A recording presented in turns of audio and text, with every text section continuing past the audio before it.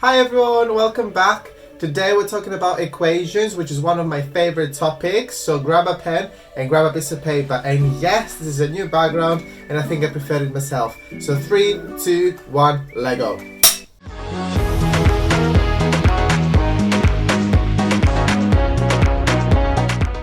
I'll be honest, I'm not sure how much you remember from last lesson, so I'm going to go ahead and I'm going to link it at the top of the card, and I want you to go and check it out at the end of this video to make sure any questions that you might have are being covered. So let's talk about a few basics first. Let's talk about expressions before we talk about equations. We spoke about expressions on lesson 1 or 2, I can't remember, so I'll just link both of them above.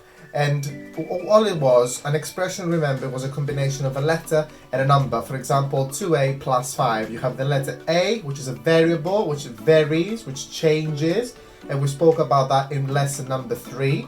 And then you've got, obviously, the numbers, and you have the operation between you adding the 2a to the 5. And that's an expression. The equation now, it's a little bit different. An equation has an equal sign. That's why it's called equation. I'm just going to go through it quickly, as I said, to make sure you remember the basics, and I hope you remember them now, right? No! Okay, now hopefully after the little crash course, everybody has an idea of what an equation is. Remember, it's all about the equality. What's on the left side of the equal sign is equal to what's on the right side. But what you came here to find out is actually how to solve equations. Now there's a lot of types of equations, and on this video we're going to cover the basics, and it's more likely that I will come back in the future, do another video on equations and speak about equations that are at a higher level and a little bit harder depending on the types of math that you're doing. I'm just going to simply explain before I go on to my whiteboard and show you step by step that there's a couple of rules when it comes to solving equations, and we will look into detail in a minute. I'm just going to say the only thing you need to remember is you need to get the unknown value, so the letter, the x, the a, the b, the k, whatever letter is there, on its own. And how you do that, there's two ways of describing it, but actually it's the same method.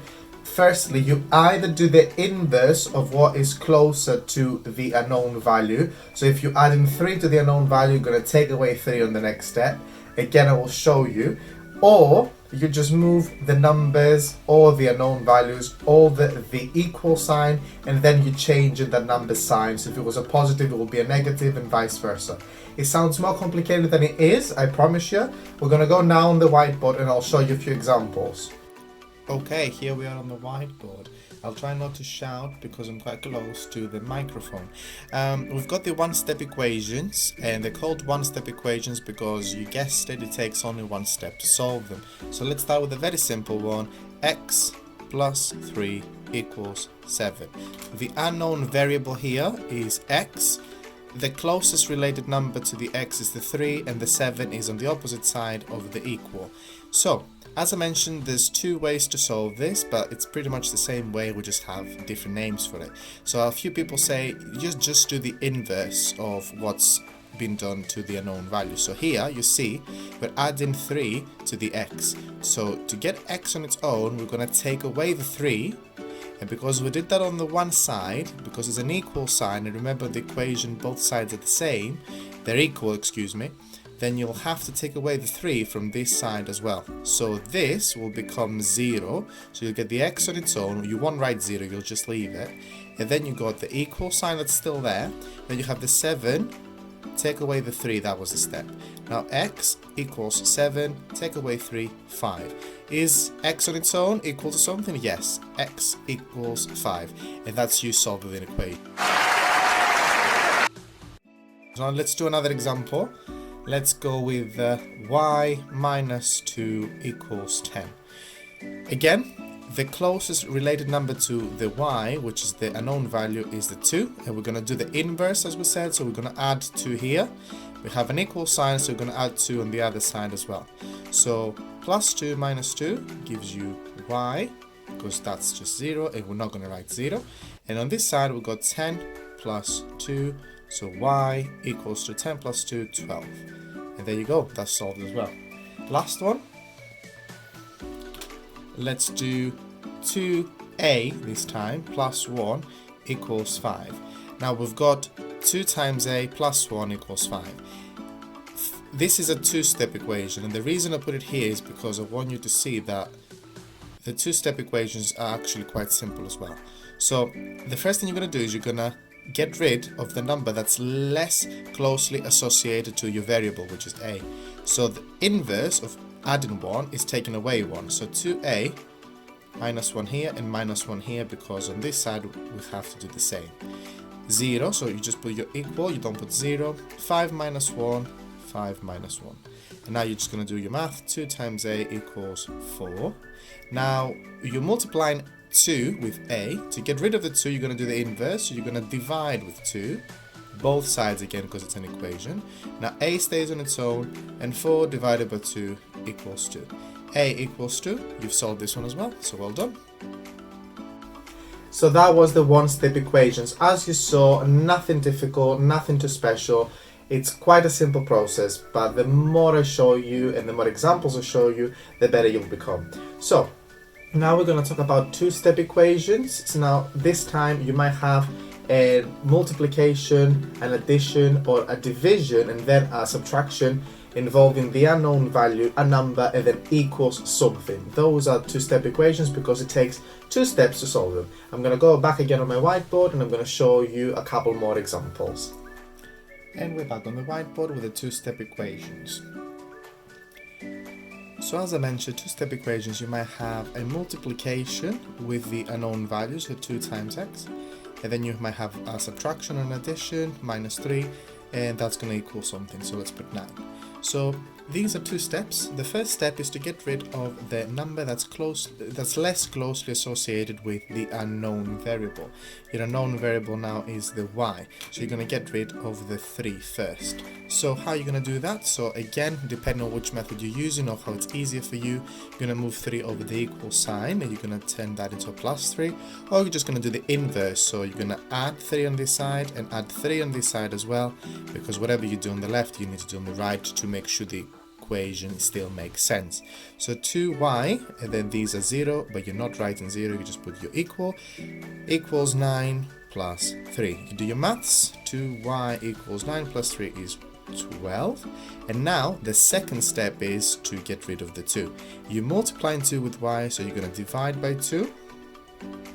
And then you'll get the y on its own, and 12 divided by 2, which you know is 6. And you've solved it.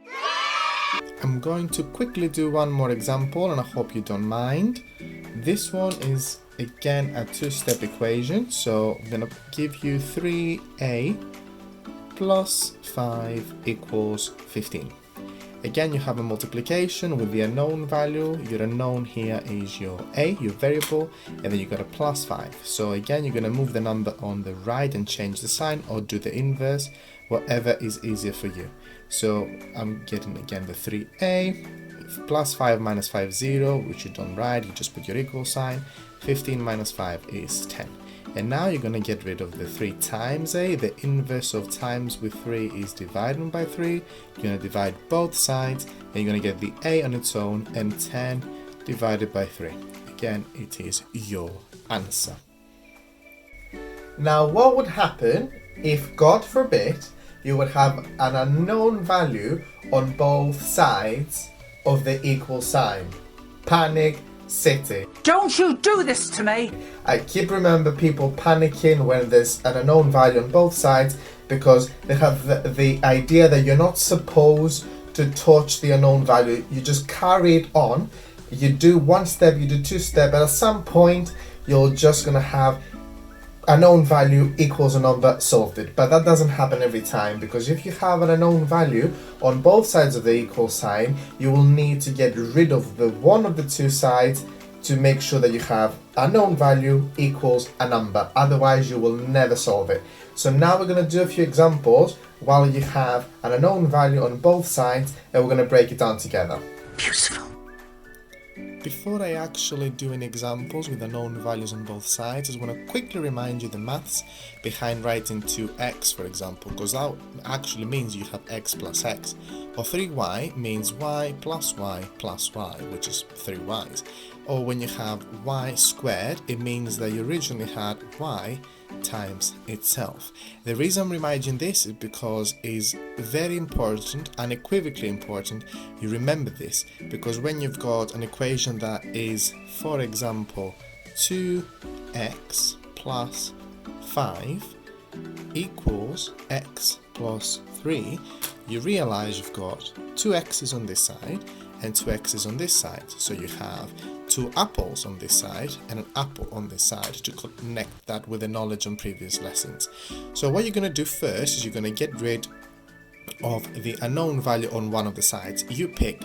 Most of the time you're just going to get rid of the one that's the smallest. So we'll have x here.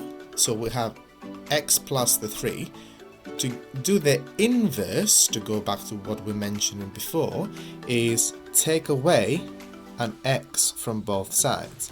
This will become a 0, and this will be 2x minus x, remember, just x plus the 5 that was here originally equals, well, this is 0, but we don't write it, the 3 that's left. And this just became a one-step equation that we've solved a few so far. So what you're going to do, inverse minus 5 minus 5, x, that's 0, so we don't write anything, equals 3 minus 5, which is minus 2. And that's you solving this one as well. So as you just saw, you can do any operation including unknown values. So you can add, subtract, divide or multiply with an unknown value to make sure you only have unknown values on one side of the equal sign. We can do millions of examples, but the idea is still the same. You get the unknown value on its own, and how you do that, you do the inverse of what's happening on the one side all the way down, and you do the same inverse on the right side to make sure that the equality stays the same all the way down until you get the unknown value, for example the x, equal to a number, so x equals 1 for example, and that is when you're actually solving the equation. I'm going to go ahead and do a couple of more complicated examples with you, and we'll take it from there. Okay, as I promised, we're going to have a look at more complicated examples. So I'm going to start with 5x plus 6 equals 3x plus 12. So I'm checking both sides have x and x. You've got 3 apples on this side and 5 apples on this side. If you were to move this past the equal sign, you would change its sign. It will become a minus 3x, or you will do the inverse, whatever is easier. So I'm going to write the inverse, minus 3x, minus 3x. Do not be afraid to do operations with unknown values. 5x minus 3x, 5 apples minus 3 apples, you get 2 apples left, plus the 6, that is a 0, but you don't write it, and you just have 12. And now it's a two-step equation. So the first thing, you're going to move the 6 past the equal sign, it will become a minus 6, or you're going to do the inverse, whatever comes easier. So minus 6 and minus 6 on both sides to keep the equality. 2x, that becomes a 0, you do not write it. 12 minus 6, so 2x equals with 6.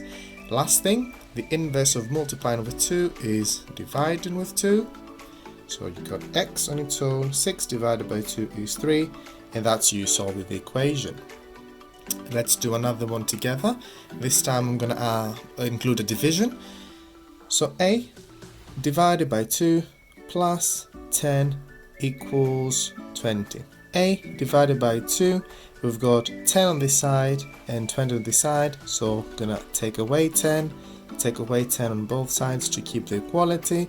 This will come a 0, but you do not write it. 20 minus 10 is 10, and now the inverse of dividing with 2 is multiplying with 2. So 2 times a divided by 2 becomes a, and then you have 10 times 2, 20. So a equals to 20, and you solved it. There you are. That was not by any means an exhaustive video. Equations, as I said, have a lot of forms, but those are the simplest forms, and I hope I made it a lot more easy for you now to solve them. I want to thank you for watching the video. I really enjoy making the videos. If you want to leave any comments or what you'd like to see specifically in the future, I'd be more than happy to make some more specific videos. But I really enjoy them, so I'm going to keep on going. Thank you very much for watching, and I'll see everybody on the next video.